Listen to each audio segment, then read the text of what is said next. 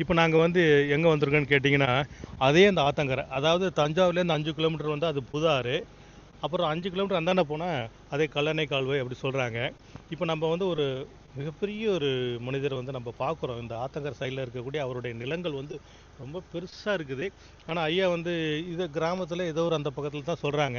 ஆனால் அவங்க இருக்கிற எங்கள் இடம் என்னன்னு கேட்டிங்கன்னா, தஞ்சாவூரில் அந்த நாஞ்சிக்கோட்டை ரோடில் ஈச்சங்கோட்டை. ஈச்சங்கோட்டை ஐயாவோட ஊர். நம்ம அங்கே போகலாங்களா ஐயா? வாங்க, நீங்கள் முன்னாடி போங்க. நான் உங்களை வச்சு தான் வீடியோ கவர் பண்ணி இன்றைக்கி நான் வந்து அந்த யூடியூப்பில் நான் புட்டப் பண்ண போகிறேன். பெரிய மனுஷ ஐயாவுக்கு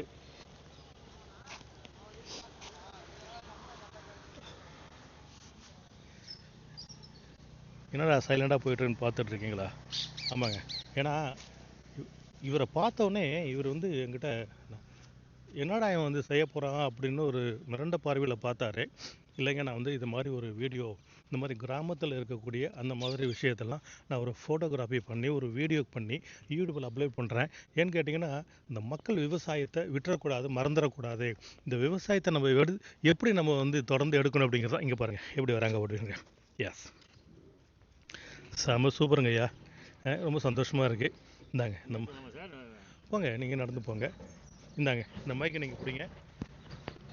நீங்கள் பேசிட்டு அவங்க நான் ஒரு கேள்வி கேட்டுட்டு வந்தாலும் வச்சுக்கோங்களேன். சரிங்க சார். ஐயா, இது வந்து சொல்லுங்கள் சார். இந்த தென்னந்தோப்புலாம் நீங்கள் வந்து வச்சுருக்கீங்களே? ஆமாம் சார். இது எத்தனை வருஷத்துக்கு தென்னை மரங்க? இந்த தென்னை மரம் போட்டு இப்போ 5வது வருஷம் தொடங்கிட்டு சார். இது 3வது வருஷத்துலேருந்து காய்ப்புக்கு ஆரம்பிச்சிருக்கு. ஒரு சில மரம் 5 வருஷத்தில் காய்ச்சிருக்கு, ஒரு சில மரம் அதெல்லாம் 3 வருஷத்தில் காய்ச்சிருக்கு. இது இப்போ வச்சு 5 வருஷம் ஆகுது இந்த தோப்பு. 5 வருஷத்துக்குள்ளே உங்களுக்கு நீங்கள் சுற்றி வச்சிருக்கிற எல்லா மரங்களும் 5 வருஷத்தில் வச்ச மரங்களா? இந்த பெரிய மரம் எல்லாமே 5 வருஷம் சார். இந்த கன்று பூச்சி அடித்து இழந்து போனதில் இந்த கண்ணெல்லாம் இப்போ கொஞ்சம் புதுசாக போட்டுரும். இந்த கண்ணெல்லாம் இது இழந்த இடத்துக்கு போட்டது. சரி சரிங்க.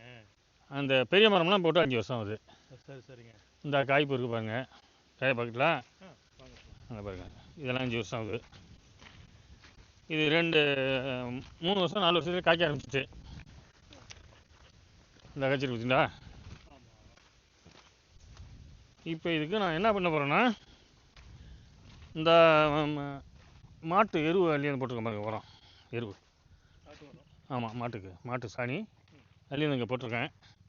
இதுக்கு சைடில் ஒரு 2 அடி தள்ளி கொஞ்சம் குழி எடுத்துகிட்டு அதை குழி எடுத்துட்டு இந்த எல்லாத்துக்கும் 2 கூட எருவு போடணும். போட்டால் இது மாதிரி காய்க்கும். இந்த பாருங்க, நல்லா காய்ச்சிருக்கா?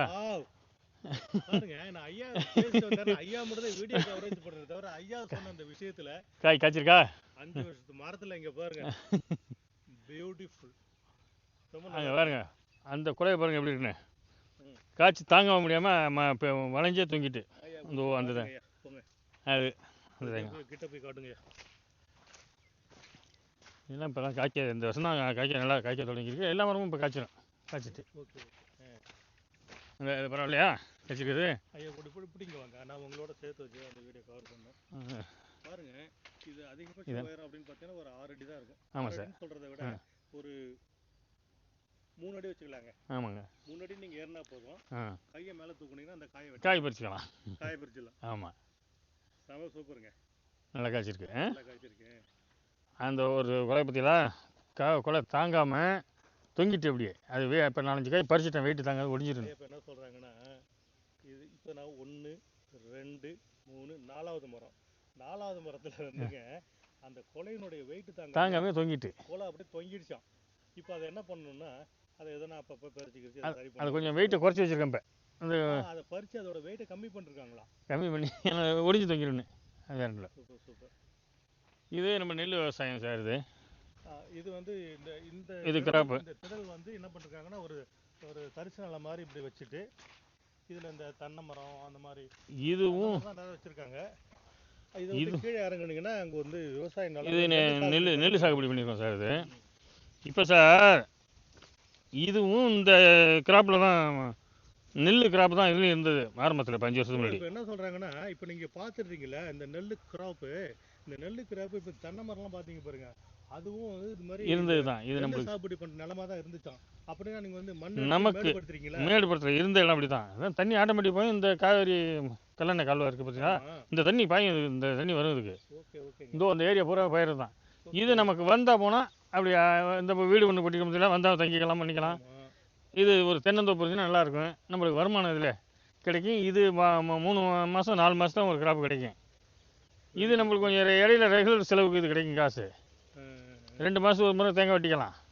அப்படிங்கிறது இதை கணக்கு பண்ணி ஒரு 100 மரத்தை போட்டுருக்கோம் இதில் இப்போ ஒரு நீங்க ஏக்கரு. வந்து இப்போ இந்த வீடியோ பார்த்தீங்கன்னு வச்சுங்களேன், ஐயா வந்து சொல்ற ஒவ்வொரு விஷயமே அது அப்படியே நமக்கு வந்து இப்படி நெத்தியில அடிச்ச ஆணி மாதிரி பேசுறாங்க. இந்த விவசாயத்தை எப்படி பண்ணணும், நான் எப்படி இப்படி விலையும் சொல்லுமா நிற்கிறேன் அப்படின்னு கேட்டா, யாரையும் நம்பி இல்லை, என் மண்ணை நம்பி நான் தன்னம்பிக்கையோட வாழ்ந்துட்டு இருக்கிறேன். உண்மையாக தான் சார், அதான் யாரும் நம்பி வாழல. இதுதான் நம்மளுக்கு. பார்த்தீங்களா, இது வந்து நான் என்ன சொல்றது உங்களுக்கு, பரவாயில்ல. ஆனால் இதில் வந்து அந்த கிராப் வந்து 140 நாள் சார். சோளம் சோளம் அங்கே இருப்பாங்க. அது மக்காச்சோளம். அது மக்காச்சோளம். மக்காச்சோளம் அது கோழி பண்ணைக்கு தீனிக்கு அரைச்சி போடுவாங்க அந்த சோளம். நீங்கள் அது கோழி பண்ணை வர வச்சிருக்கீங்களா? கோழி பண்ணை வச்சுருக்கோங்க விளாரில், அதுக்கு போட்டுக்கலாம். Very good. இதை அரைச்சி நம்ம மக்காச்சோளம் போட்டுக்கலாம் கோழிக்கு. சரி. இது நெல் கிராப்பு 135 நாள் இந்த கிராப்பு. இது என்ன நெல்லுக்கு பேர்? இது நெல் ரகம் வந்து டிபிஎஸ் 3ன்னு பேர். டிபிஎஸ் 3. அப்போ திருப்பதி 3. அதுக்கு திருப்பதி 3 தான் ஷார்ட்டாக டிபிஎஸ் 3ன்னு வச்சுருக்காங்க. டிபிஎஸ் 5 இருக்குது, டிபிஎஸ் 3 இருக்குது. இது ரகம் 3. இதுக்கு 135 நாள் டைம் அந்த இருக்குது. இப்போ வந்து 95 நாள் ஆகுது. பொதுவாக நம்ம தமிழ்நாட்டில் விவசாயம் பண்ணுறதுனுடைய விளைநிலத்துக்கு 4 மாதம் தான் சொல்லுவாங்க. 4 மாதங்கிற நெல் கம்மி. அது எப்போ பண்ணுவாங்கன்னா, இப்போ நான் ஒரு கிராப் பண்ணி அறுத்துட்டேன். அது 4 மாதம் இது அறுத்துட்டேன். இப்போ நீங்கள் பண்ணி மாதிரி ஒரு ரகத்தில் இது கொஞ்சம் அதான் இது சம்பாங்கிறது இந்த ரகத்துக்கு. சரி சரி. அதே இது இப்போ நீங்கள் சொல்கிற 120 நாள் வந்து குருவை சாகுபடி. சரி சரி. குருவை சாகுபடி முடிச்சு இது சம்பா இப்போ பண்ணிட்டுருக்கோம். Okay okay. இப்போ அடுத்த கிராப்பு நாங்கள் இதே மாதிரி சம்பா ஒன்று போட்டு, அடுத்த கிராப்பு இந்த நீங்கள் சொல்கிற 105 நாள் 110 நாள் கம்மியான கிராப் போடுவோம். அந்த கம்மியான கிராப் போடும்போது நம்மளுக்கு சீக்கிரம் டைம் முடிக்கிறதுக்கு. இப்போ நான் வந்து இப்போ நீங்கள் விவசாயம் பண்ணி இப்போ கிராப்லாம் வந்து நல்லா இது எதனால இந்த இதுக்கு பண்ணோம்னா சார், இப்போ மழை சீசன் இருக்குது பாருங்கள். நம்ம இப்போ இந்த அறுவடைக்கு இந்த இதில் வந்துன்னா அறுவடைக்கு வந்துச்சுன்னா மழை சீசனில் வந்துன்னா நம்ம அடிபட்டு போவோம். அதுக்காக இந்த கிராப்பு கொஞ்சம் 140 நாள் 135 நாள் கிராப். அது அந்த 120 நாள் கிராப்னா நான் அறுவடைக்கு வந்திருக்கோம், நாங்கள் மலையில் வச்சு மாட்டிடணும். அதனால இது மாதிரி போட்டுருக்கோம். இதில் இந்த இடையில கொஞ்சம் களைகள்லாம் இருக்குது. இந்த களைகள் இருக்கா சார், இது வந்து இப்போ இந்த எடுக்க முடியாமல் இது விட்டுட்டாங்க. அதை பயிர் முத்தி பிச்சுங்க வளர்ந்துட்டு விட்டுட்டாங்க. இதுக்கு அங்கே வந்துட்டு இருக்காங்க பாருங்க மக்கள். அங்கே பாருங்க, அங்கே வந்துட்டு பாருங்க. அந்த பரப்பு வரைக்கும் நம்ம பரப்பு தான். அது அதுதாங்க பியூட்டிஃபுல். அது வரைக்கும் நம்மளோட ஏரியா தான். இதில் கொஞ்சம் தான் அங்கே வளர்ந்து போச்சு, குத்துதுன்னு எடுக்காமல் விட்டுட்டாங்க இந்த கலையை. பாக்கி எல்லாம் போய் பாருங்கள், சூப்பராக வச்சு. இதுதான் நம்மளுக்கு வேலையை. இப்போ இந்த கோகனட் கிராப் எப்படி வச்சுருக்கோம், ஓட்டி கட்டி சுத்தம் பண்ணிருக்கோம். இப்போ இந்த இதை ஆள் வச்சு இந்த பில்லு எடுத்துடணும். அந்த மரத்தை சுற்றி இருக்க பில்லு எடுத்துருவோம். இப்போ எடுத்துட்டோம்னா நீட்டாக இருக்கும். இந்த இதை சுற்றி இருக்க பில்லு எடுத்துடணும். இது வந்து வண்டி போகாது, உழவு டிராக்டர் போகாத இடம் அது. அதை ஒதுக்கி நம்ம ஆள் வச்சு எடுத்துடணும். இந்த மரத்தை சுத்தியே ரவுண்ட் அடிச்சு இதெல்லாம் எடுக்கிற மாதிரியே இருக்கு சார். மிஷின் இருக்கு சார். இருக்கு. இப்போ அந்த டிராக்டர் வச்சு நீங்க வந்து விலை கம்மியான ஒரு மிஷினை வாங்கிட்டு நீங்க வந்து ஆளை கூப்பிட்டு பெரிய டிராக்டர் வச்சு சின்ன டிராக்டர் வச்சு அடிக்காம இதே எப்படி சுத்தி எடுக்கிற மாதிரி இருக்கு சார். அது சின்ன மிஷின் இருக்கு, அது வேணா வாங்கணும். ஐயா உங்களுக்கு மொத்தத்தில் எத்தனை ஏக்கர் இருக்கு? எனக்கு மொத்தத்தில் 15 ஏக்கர் இருக்கு சார். மக்களே பாருங்க, மனிதன் வாழ்க்கையில எவ்வளவு பெரிய ஒரு சந்தோஷத்தை வாழ்ந்து சாதிச்சா அப்படிங்கிற விஷயத்த பணக்காரன் கிடையாதுங்க, அந்தானியும் கிடையாது, அம்பானியும் கிடையாது, யாவனும் கிடையாதுங்க. ஒரு விவசாயத்தில் என்னால் இந்த மாதிரி ஒரு விஷயத்தை செஞ்சு இயற்கையான காற்றுங்க. அதுதான் சார் திறந்து போட்டிருக்கோம். இயற்கையான காற்று வந்தோமா கொஞ்சம் நேரம் இந்த இதில் வந்து இருக்கலாம். நல்ல காற்று இயற்கை. பெருமையாக இருக்கு பேசுனது. நீங்கள் வந்தோமா கொஞ்சம் பசி இருக்கா, டக்குன்னு 2 இளநியை போடுறோம். இளநியை பறிச்சோமா சாப்பிட்றோம். ஒன்றும் பசியில் இருக்கணும்னு தேவையில்லை. அது மாதிரி நேச்சர் கிவ்ஸ் நேச்சர் லைஃப். யாருக்குமே நம்ம அங்கே நிற்கணும் பசிக்குதா என்னென்ன நேரம் வயலுக்கு வந்தோம், வயலில் ஒரு ரவுண்டு வந்தோம்னா பசிக்குதா ஒரு இளநீ பிடிச்சி சாப்பிட்டுக்கலாம். யாரும் கேட்க வேண்டியதில்லை. நம்மளுடைய இது இதெல்லாம் பண்ணி வச்சுக்கணும். வீட்டுக்கு 2 தென்னை மரம் இருக்குது, நல்லது சார். அவங்க வீட்டுக்கு இப்போ இதுக்காகவும் தேங்காய்க்காகவும் இப்போ கிலோ கிலோ எவ்வளோ விற்கிது தேங்காய்? சென்னைக்கு போனால் 70 ரூபாங்கிறான், தஞ்சாவூரில் போனால் 62 ரூபாங்கிறான் கிலோ தேங்காய். இப்போ நம்ம வந்தோமா 2 தேங்காய் வீட்டுக்கு பறிச்சிக்கலாம், நம்மளுக்கு தேவைக்கு. வந்து இந்த பக்கம் பார்க்குறீங்களா, இந்த பசுமையாக இருக்கிற இடம்லாம் ஐயாவோடதா? அது நம்ம அந்த அங்கே தெரியுற வரைக்கும் அது நம்ம இடம் சார் தெரியுற வரைக்கும். இங்கே பாருங்கய்யா, அங்கே தெரிய பாருங்க, அந்த அந்த காடு மாதிரி தெரியுது. அதுக்கு இந்த பக்கம் இருக்க போகிறோம் நம்ம ஏரியா. அந்த பக்கம் கொடி பறந்த மாதிரி இருக்கு, உயரமாக மலை மாதிரிலாம் இருக்கிறதெல்லாம் மரங்கள். அந்த அதுக்கு இடையில இருக்க பயிரும் நம்ம பயிர். தேக்கு மரங்களா அது? அங்கே தேக்கு மரம், அது தேக்கு மரங்களா இருக்குங்களா? ஆமாம். அப்புறம் அந்த சோளக்காடு தெரியுதா உங்களுக்கு? அந்த சோளங்க, அது நம்ம சோளம் தான், அது இருக்கு மக்கள் சோளம். சோளக்காடா. அப்புறம் இப்படியே இங்கே பாருங்களேன், இங்கே ஐயா வந்து குறுக்கு இடையில வந்து தென்னை மரம் வச்சிருக்காங்க. ஸோ இது மாதிரி பெரிய வரப்பில் போட்டு அந்த தென்னை மரம் இடி விழுந்துச்சு என்னன்னு தெரியல. இதுலேயும் தென்னை மரம், அந்த தென்னை அது மரம் இடி விழுந்துச்சு. அந்த ஒரு மரம் இருக்கு, அது தென்னை மரம் இல்லை சார், அது தென்னை மரம் அது பனைமரம். அது பனைமரம், அதில் இடி விழுந்துச்சு. அந்த அங்கே போட்டு இடி விழான்னு சொல்லுங்களேன். அந்த அங்கே இருக்கு பாருங்க, அந்த தென்னை மரம் நம்மளுக்கு தான். இந்த வரப்பில் வாய்க்கால் சைடு போட்டிருக்கேன். சரி சரி. இந்த அங்கே போட்டு தேக்கு மரம் நம்மளுக்கு தான், வாய்க்கால் சைடு போட்டிருக்கேன். இதில் ஒரு வாய்க்கால் இருந்துச்சு, அதனால அந்த கரையெல்லாம் 15 ஏக்கர் தென்னை மரம். ஆமாம் சார். 15 ஏக்கர் ஐயாவோட சொந்த நிலம். இதை விட உனக்கு என்னடா வாழ்க்கையில் சந்தோஷம் ஒன்று அப்படின்னா, உண்மையிலே மிகப்பெரிய சந்தோஷம் ஐயா. நான் உங்கள்கிட்ட பேசுறது எனக்கு மிகப்பெரிய ரொம்ப நன்றி சார். உங்களை சந்திச்சா எனக்கு ரொம்ப நன்றி. நான் வந்து உங்களை பற்றி இந்த பாருங்க, போர் ஓடிட்டு இருக்கு, அங்கங்கே பைப் லைன் இருக்கு, இந்த தண்ணி ஊற்றிட்டு பாருங்க. இது வந்து இந்த லைன் அங்கே வரைக்கும் போகுது சார். இந்த பைப் லைன் பாயிண்டிங் வச்சிருக்காங்க, எல்லா இடத்தும் பாயிண்ட் வச்சு அந்த ஓரம் பாருங்க. வந்துட்டு பைப்பை வந்து டிக் பண்ணி அதில் வந்து இதில் வந்து லைனு, இதில் போய் அப்படின்னு அந்த தென்னை மரம் வரைக்கும் போயிருக்கு லைனு. இந்த ரூபம் இந்த தேக்க மரம் வரைக்கும் போயிருக்கு இந்த லைனு. அங்கே எங்கே நம்ம தேவைக்கு, எங்கே நம்ம தேவையான நம்மளே வந்து இதுக்கெல்லாம் சம்பளம் ஆட வேண்டியதில்லை. நம்ம வர்றோமா, நம்ம இந்த வயலுக்கு இப்போ தண்ணி தேவைன்னா இதை திறந்துட்டு போனோம், 1 மணி நேரம் 2 மணி நேரம் இதுக்கு பாயும். அடுத்த திருப்பா இன்னொரு மூடியை திறந்தா அங்கே பாயும்.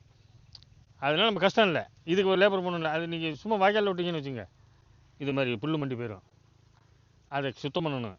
இப்போ நேட்டை நம்மளுக்கு இடமும் மிச்சம், இந்த பைப் லைன் போட்டுருக்கிறதுனால இடமும் வேஸ்ட் ஆகாது, பைப்பு உள்ளே போயிடுது. தண்ணியும் நம்ம சேதம் இல்லாமல் வந்து மூடியை திறக்கிறோமா, தண்ணி பாய்ச்சலாம், கஷ்டம் இல்லை. எடுக்கிறதுக்கு அருமையான விவசாயம் இது. பார்க்காத ஒரு விஷயம்.